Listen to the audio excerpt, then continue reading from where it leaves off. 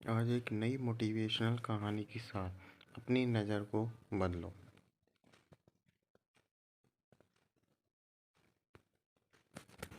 एक बार एक बहुत बड़ा नेता एक साधु छोटे से आश्रम में गया। वह साधु के बारे में बहुत सुना था, तो उसके मन में आया कि मैं एक बार जाकर देखता हूँ कि लोग उसकी इतनी तारीफ क्यों करते हैं। जब वह उस आश्रम में पहुंचा तो वहां पर एक छोटा सा कमरा था जहां पर एक कालीन बिछा हुआ था।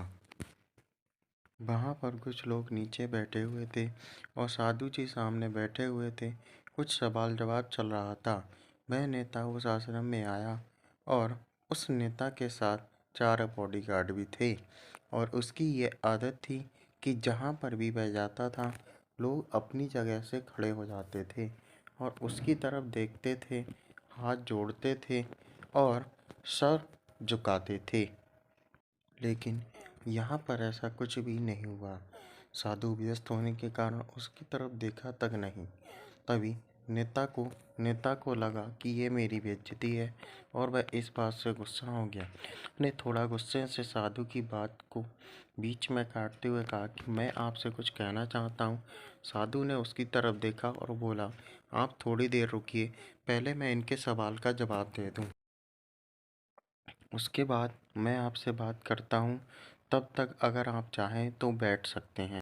बस साधु का इतना कहने की ही देरी थी, नेता का चेहरा गुस्सा सा लाल हो गया और फिर उसने अपना सारा गुस्सा उस साधु पर निकाल दिया। अभी तक वह नेता बहुत तमीज़ से आप कह के बात कर रहा था, लेकिन अब तू तड़ा पर उतर आया। नेता ने उस साधु को कहा, तुझे पता भी नहीं मैं कौन हूँ और तू किससे बात कर रहा है।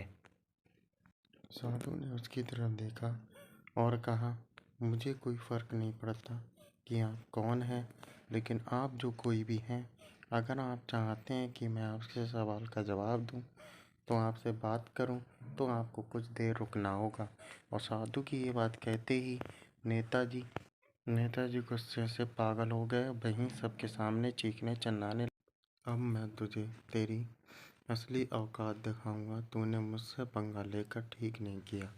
तुझे पता भी है मैं तेरे बारे में क्या सोचता हूँ। साधु ने फिर नेता की तरफ देखा और प्रेम से कहा कि मुझे इससे कोई फर्क नहीं पड़ता कि आप मेरे बारे में क्या सोचते हैं। आप जो चाहें वो कर सकते हैं। फिर नेता ने उससे कहा कि तू चाहे सुनना चाहता है या नहीं, लेकिन मैं तुझे यही सब मैं सुनाऊंगा कि मैं तेरे बारे में क्या सोचता हूँ। तू कोई साधु नहीं है, तू एक बहुत ही घटिया इंसान है, तू एक ढोंगी पाखंडी है। यहाँ पर जितने भी लोग बैठे हैं जो बेवकूफ़ बना रहा है, तेरा बस एक ही मकसद है, इन लोगों की जेब से जितना भी पैसा है वह तेरे पास में आ जाए। तू अपने फ़ायदे के लिए इन लोगों का इस्तेमाल कर रहा है और मैं तुझे नहीं छोड़ने वाला हूँ। पूरी दुनिया के सामने तेरा पर्दाफाश करके रहूँगा। लेकिन उसके इतना बोलने के बाद ही हल्की सी मुस्कान उस साधु के चेहरे पर बनी ही रही। ये देखकर वह और तिलमिला गया और उसने कहा, अब बहुत हो गया, अब मैं यहाँ 1 मिनट भी नहीं रुकने वाला हूँ। लेकिन अभी भी तेरे पास मौका है, अगर मुझसे माफ़ी मांगनी है या मुझसे कुछ कहना चाहते हो तो कह सकते। इतना सब होने के बाद भी शाहरुख के चेहरे पर एक मुस्कान थी। वह बिल्कुल शांत था और फिर उसने अपनी आंखें बंद करीं और फिर साधु ने अपनी आंखें खोली, हाथ जोड़े और कहा कि मुझे आपसे कोई गिला शिकवा नहीं है। आपके लिए मेरे मन में कोई गलत ख्याल नहीं है। जो भी मेरे बारे में आपने कहा है कि वह आपकी अपनी सोच थी, जो मुझे आपकी बुराई से नज़र नहीं आती है। मुझे आप भले ही भले इंसान लग रहे हो। साधु के इतना कहते ही नेताजी का दिमाग 7वें आसमान पर पहुंच गया। उसके चेहरे पर एक अजीब सी खुशी थी, क्योंकि उस साधु ने वही कहा जो बाकी सब लोग उस नेता को कहते हैं। और वह खुशी खुशी उस आश्रम से अपने की तरफ चला गया और जाकर अपने पति के साथ में बैठ गया। उसके पिताजी ध्यान में थे। उन्होंने पूरी जिंदगी सिर्फ लोगों की सेवा करी और बदले में कुछ भी उम्मीद नहीं किया। थोड़ी देर बाद जब उन्होंने अपनी आंखें खोली और देखा अपने बेटे को अपने साथ बैठे हुए, बेटे के चेहरे पर आज एक अजीब सी खुशी थी, जो आज उससे पहले उसके कभी नहीं देखी। फिर उसने एक एक करके सब कुछ बताया कि आज क्या हुआ, किस तरह से वह आश्रम गया और पर क्या हुआ, उसने क्या कहा और साधु जी ने क्या कहा।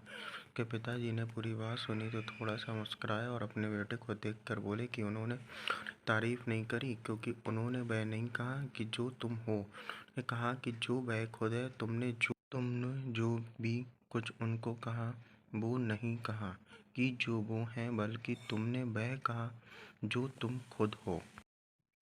यही बात वेदों में भी कही गई है, यथा दृष्टि तथा दृष्टि। ये दुनिया तुम्हें वैसी नहीं देखती जैसी ये दुनिया है, दुनिया वैसी देखती है तुम जैसे खुद हो। जिसकी नज़र जैसी है उसके लिए ये दुनिया वैसी है। तो अगर तुम अपनी दुनिया को बदलना चाहते हो तो उसका सिर्फ एक तरीका है। इस कहानी से हमें यह सीख मिलती है कि हम जैसे हैं लोग वैसे ही हमें देखते हैं, ना कि हम अपनी तरह